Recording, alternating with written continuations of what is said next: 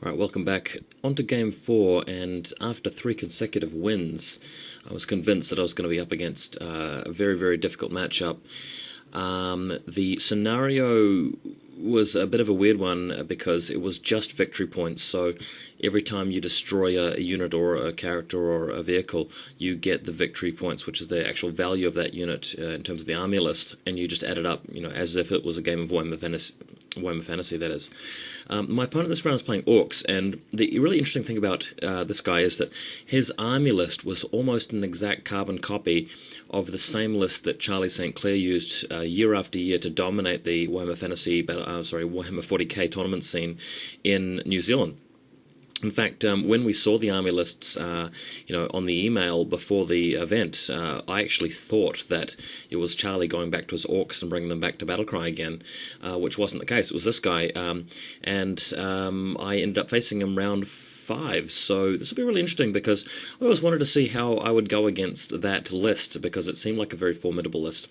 The scenario should benefit him as well because although the first round is no night fighting, every turn after that up until turn 5 will be night fighting. It's almost as if like you're just sort of trying to survive until the dawn.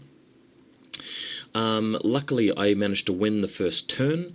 No, actually I didn't. He won the first turn, but he opted to let me take the first turn, which I believe was a mistake.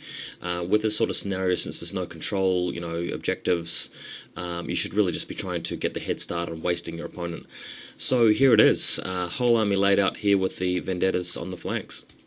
Next image, you can sort of see his setup. This is the typical way to do it. The centerpiece is the battle wagon with the mech boy inside it, just to give everything around it that 5+ cover save, or 4+ in the case of vehicles, which is incredibly strong. That's just the best sort of way to play this sort of orc build.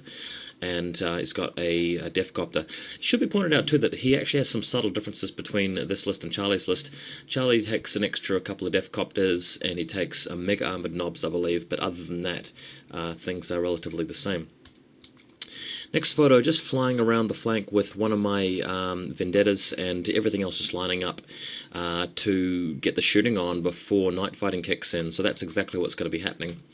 If you go to the next photo, the very first thing I did was to fire everything I could at that damn battle wagon, and I did it. I moved forward the Demolisher, I sent the Medusa Bastion, breach a shell on it, and when the dust cleared, I had managed to wreck it, which was crucial because if I'd only immobilized it, he can actually repair it.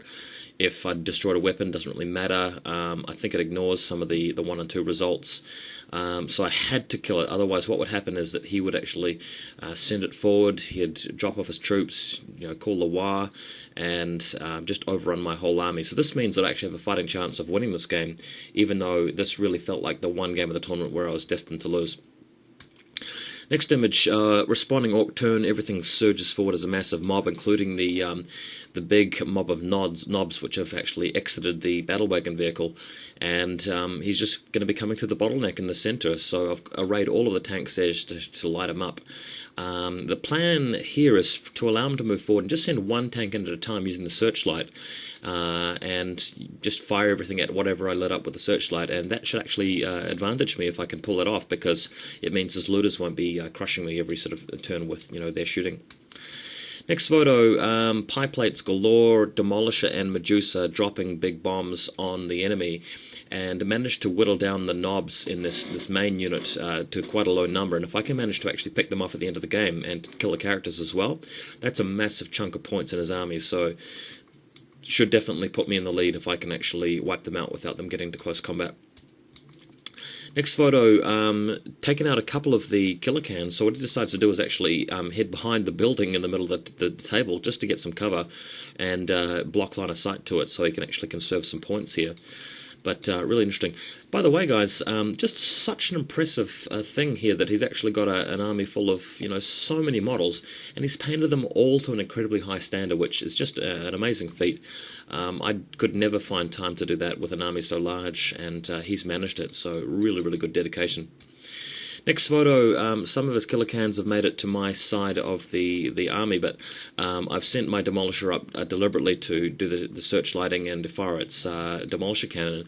So it's been the first to cark it with these killer cans moving in. He's also sending in a large mob of boys, but I've got my chimeras ready with the heavy flamers just to deal with them. So next photo, my corresponding turn here, just moving up with the tanks, having lost the demolisher at this point. What I can do here is move in with the chimeras, searchlight the boys for the rest of the army, and use melters on the killer cans, and basically shoot a Medusa, all of the Hydras, heavy bolters and autocannons, heavy flamers at that mob of Orks, and just reduce them to a fraction of their starting total, which will make a big difference. If I can actually kill them, it's a good solid 200 or 300 points. Next photo, on the left-hand flank, what's happened here is that he's actually sent a Death Copter right in front of my Vendetta. So what I decided to do is actually, instead of shooting the boys in the middle with the Hydras, I decided just to waste the shooting on the Death Copter, just to get it out of the road. It might not have been the best decision, but I'm glad I made it at the end, because I managed to remove that sort of doubt in my head as to what it was capable of. And the Vendetta on the left-hand flank has indeed popped the truck that the boys were heading on the flank on. So although those boys will be able to destroy my Vendetta, it will stop them from causing havoc in the centre of the battlefield, and I can actually continue with my main game plan unmolested, which I think will be quite important. So next photo, as you can see here, heavy flame is just cutting swathes through the Orks, and what used to be a squad of 20 has been reduced to a squad of 7.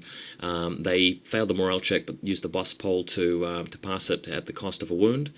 And yeah, just really good firepower from the Imperial Guard, Traitor Guard I should say, and even the troops inside the Chimeras contributing to the firefight here and just really brutalising the Orks. Next photo, the second squad of Orks moving up through the centre. My opponent actually forgetting to use his wire in the shooting phase in one of his turns, so he's actually had to keep hold of it. And his Nob squad with the characters reduced to only about 4 members, including 3 characters, or 2 characters, I think a Painboy and a Bannerpole. So doing well here to really stack the game in my advantage with the victory points, because if I can actually finish off any of these units, that's a big clear lead to me. Next photo, of course some of the Orks have made it into combat inevitably, and in the left hand side of the photo my Vendetta getting swamped, and in the foreground of the photo both my tanks being attacked by the remnants of this Shooter Boys squad, and luckily managing to survive with one of my Chimeras intact. Next photo, on the other side of the battlefield, the lone Killer Can member has actually stepped out from the other side of the building and rammed a drill into the side of my infantry Chimera, so that's another Chimera down. But since he's made his appearance, I should be able to nail him and actually finish off that squad and get points for that as well. So next image, here's the situation for my follow-up turn. I have actually had a couple of Chimeras cracked. You can see the flame token on them, just taken from my Menoth War Machine tokens kit. And now I can basically, on the right-hand side, spread my infantry in a screening line to stop the Killer Can from getting to the rest of my vehicles while blowing it with melter guns. In the centre, of course, his massive mob of boys just going to take a Medusa shell to the face, and then the Hydra's able to mop up the remnants of them. Not to mention, of course, the mass las gunfire. Next photo, his big mob of boys reduced to about 5, and they're moving in for the kill here against the veterans.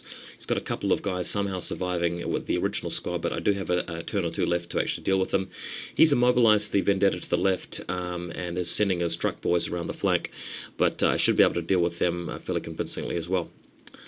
Next image, after I taunted my opponent for hiding his wall boss behind the building, he finally caved to the pressure of me sort of calling him names and so forth very cruelly, and decided to make an appearance rather than conserving his most expensive unit. So although they did come around the building and he did use his wire this time to actually get into combat and wipe out my Imperial Guardsmen, it meant that I'd be able to counter-shoot him and hopefully to wipe them. Next photo, continuing a brawl here, the truck boys coming into the rear of my Chimera with the infantry squad, and in the centre, my veterans actually having to fight a close combat against the boys, which they were actually able to do quite well at, just being of higher numbers than the Orks, and just having a little bit of luck in close combat. And next photo, basically, after a lot of mopping up, all of his command group is dead. The Warboss, Mech Boy, Pain Boy, Knobs, all of the Orc boys are gone. And if you look at the top right of the photo, that's his dead pile. All he has left is a unit of Grots at the back and a full unit of Looters. And as the game goes to turn 6, night fighting is lifted. It's dawn again, and basically I move all of my guys into the shadow of the building so that they can't be shot at.